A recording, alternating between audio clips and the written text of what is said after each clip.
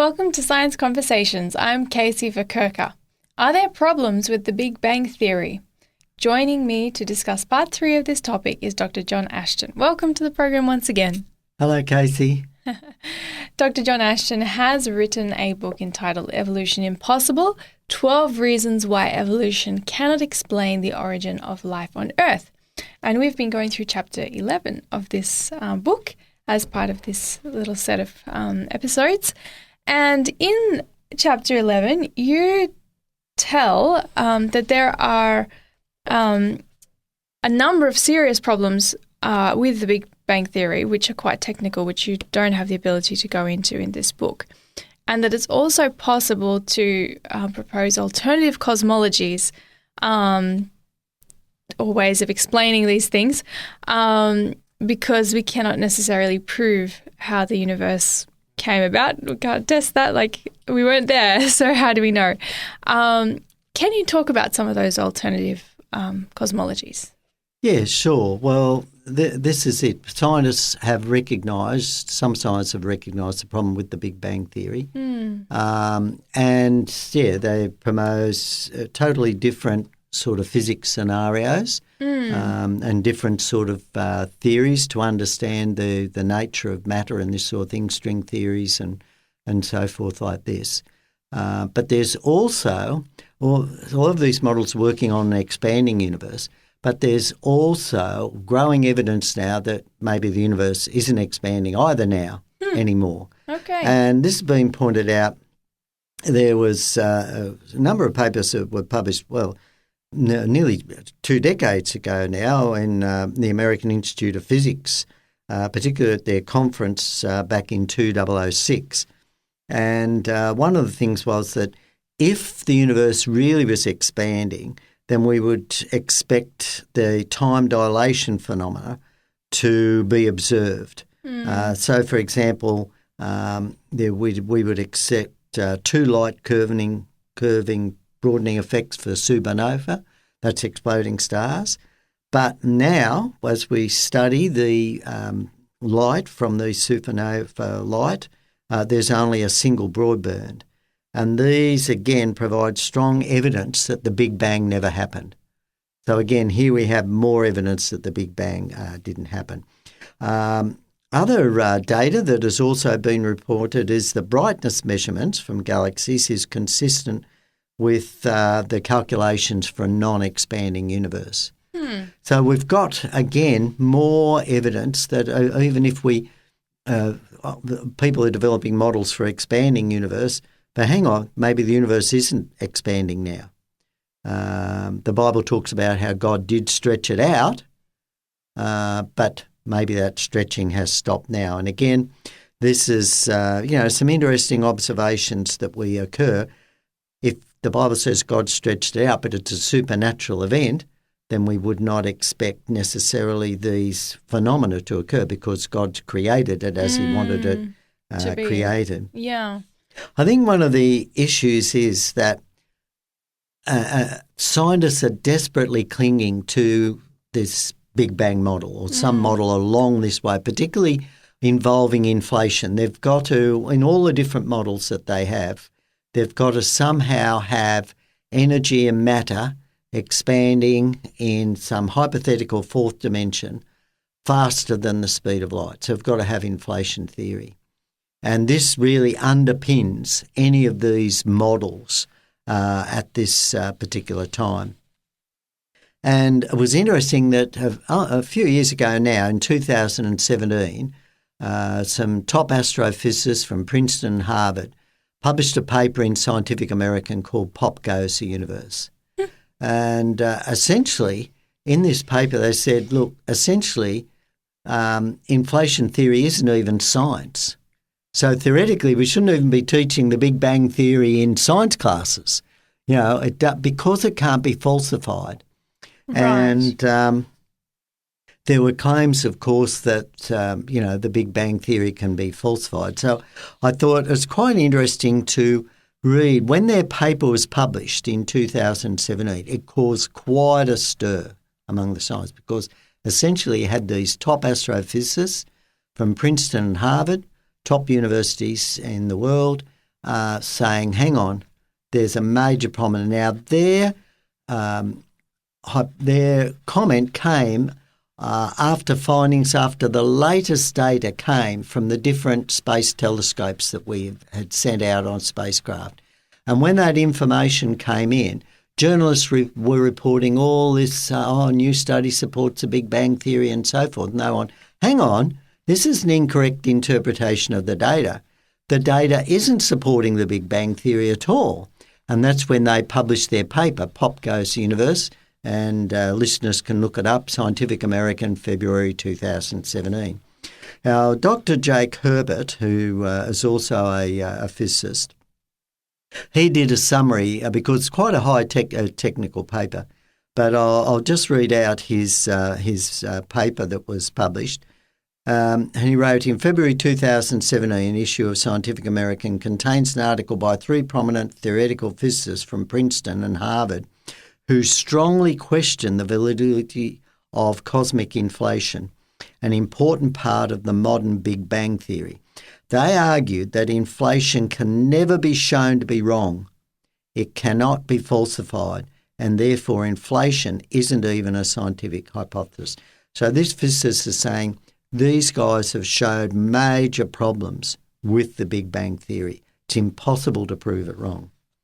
Inflation theory, and then he goes into a bit of history. Inflation theory was proposed by physicist Alan Guth, to solve a number of serious problems with the early versions of the Big Bang models. Supposedly, the universe underwent an extremely short period of accelerated expansion right after the Big Bang. However, physicists later recognised this version of inflation theory was too simplistic. Newer versions of inflation models have inflation stopping at different times in different places, leading to the idea of a multiverse consisting of an infinitely many pocket universes. But and now he refers to the actual authors of the Pop Goes the Universe paper. And he said Anna Elias, the John A. Wheeler postdoctoral fellow at Princeton Center for Theoretical Science, and Paul J. Steinhardt, the Albert Einstein Professor in Science at Princeton University, and Abraham Loeb, the Chairman of Astronomy Department at Harvard University, argued that cosmologists should seriously consider abandoning inflation theory and contemplate alternatives. And this is on the basis primarily that it cannot be falsified, in which means it's not really a scientific process, because with science you have to be able to look at data and observations to be able to see if something is valid or not. Is that correct? Is that a correct true. understanding? That was their main point, but their main point was coming out because, again, the observations, the latest astronomical observations that were being reported by the space telescopes were also indicating major problems with the Big Bang Theory as well. And it's interesting, when they published that paper, Pop Goes the Universe, 33 high-profile physicists, including Alan Guth himself, Stephen Hawking, who's now dead, and there's a whole number, Steven Weinberg, some of the other top, and Lawrence Krauss, they published a rebuttal in a month later in Scientific American, or on their website actually. And however, they failed to answer the charges that these astronomers from Princeton and Harvard raised. In fact, one particular argument that they used was an emotional argument, though not a scientific argument. What they wrote was this. So these are the detractors that were trying to defend the Big Bang theories, right? So these are other top scientists, and I think it's very important for listeners to understand this, right, that you can have these top scientists, but they, in my view, become so blinded by their own worldview that they begin to miss the point. They begin to lose their actual objectivity. And it's interesting because this is what they wrote in their response. this is the people who wanted to, these are the scientists, the 33 scientists who are still trying to defend the Big Bang Theory. Mm-hmm. They said, according to the high-energy physics database INSPIRE, there are now more than 14,000 papers in the scientific literature written by over 9,000 different scientists that use the word inflation or inflationary in their titles or abstracts.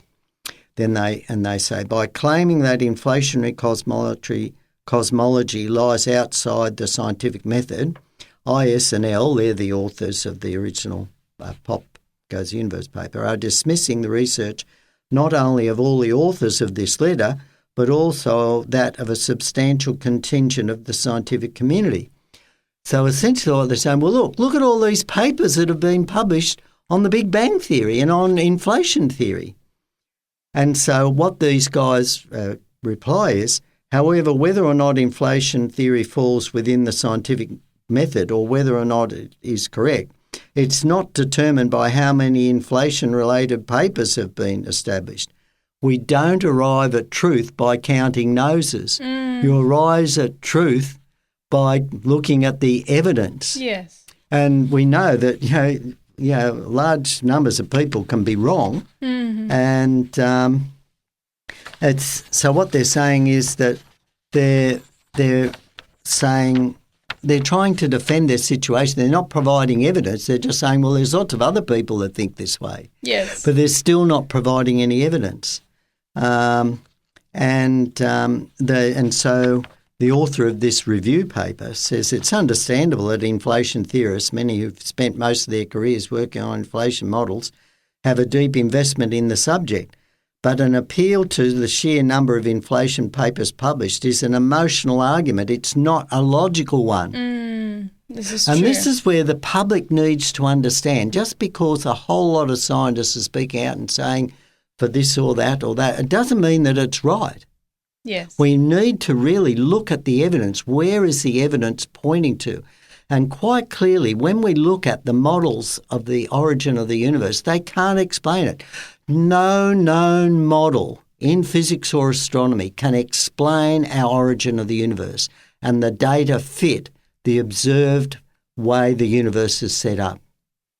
There's no model out there at the moment that works, that can explain the observed data out there. And this is very, very other important thing. And it's interesting, this guy, Dr. Jake Herbert, is obviously a Christian, and he writes this comment and he says, many Christians are tempted to accept that the Big Bang was the means that God used to create the universe, but the Big Bang flatly contradicts Scripture and is riddled with serious scientific difficulties, some of which have been highlighted in this recent spat among leading scientists. Furthermore, where would it leave Christians if secular scientists should ultimately abandon the Big Bang? Christians should resist the temptation to accommodate Genesis into the fallible, ever-changing ideas of secular scientists. And it's very important to recognise that these scientists that were still trying to defend the Big Bang, some of them have actually admitted, you can't actually falsify the current theory because you can make the Big Bang theory fit whatever you want or inflation theory fit whatever you want. It really isn't falsifiable. Yeah, because that's how they've built it, isn't it? That you can tweak this and tweak that to make it fit, as opposed to being, hang on a minute, the data says this, it doesn't fit, so we need to come up with a new approach. And that's why I think it's so morally wrong that Big Bang theory continues to be taught in our schools and universities, and we're ignoring the overwhelming evidence that we have, particularly from fine-tuning, of a supernatural, super-intelligent creator. Wow. Tremendous thing to consider. Thank you for sharing those thoughts, and I sense the burden on your heart for that as well, that many more people would understand this more clearly and be able to, I guess, see another side to the story that's being painted so publicly. and in the education systems and everything like that. So thank you so much for sharing on this topic. We look forward to looking at more topics with you. And next time we are going to examine the question, are there any scientists that believe in creation? Be sure to join us for that.